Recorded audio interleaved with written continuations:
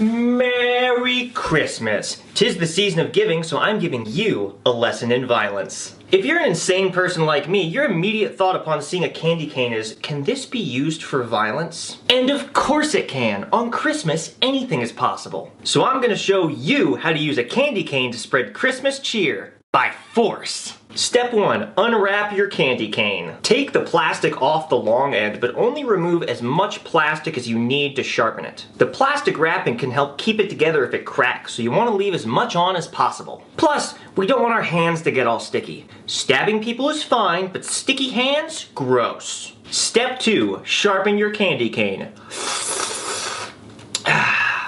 The guy that thinks I'm a twink is probably losing his mind right now. When sharpening, make sure you get all sides equally and end up with a nice symmetrical point. Does it functionally matter whether your peppermint shiv is symmetrical? No. But the last thing I want is the person I'm stabbing to pass judgment on the quality of my workmanship. It totally ruins the mood. And you want to make sure that you get that point to be nice and sharp. We're dealing with hardened sugar instead of steel, so it needs to be nice and pointy to do any damage. Step 3. Know how to hold your new weapon. First of all, I'm going to be using an unsharpened candy cane for this part because this is now a deadly weapon and must be treated with respect.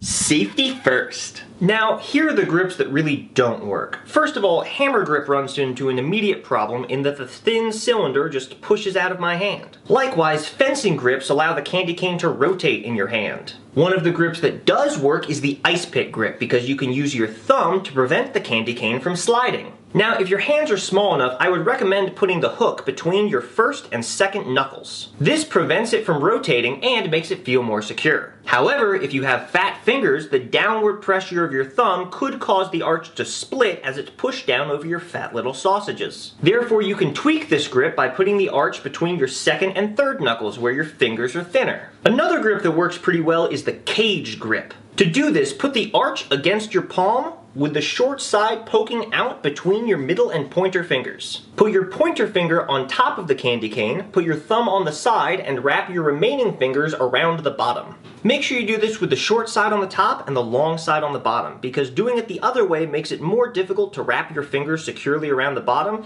and allows the candy cane to kind of glance off your palm. Now, when compared to the hammer grip, the cage grip gives you slightly more usable length and a better reach. But it makes your pointer finger vulnerable to smacking into the target, and the grip is much less intuitive. Ultimately, the choice between the two grips can come down to body type and personal preference. And now you know how to use your holiday-themed prison shank to punish everyone on your naughty list. But remember, it's still candy, so lower your expectations.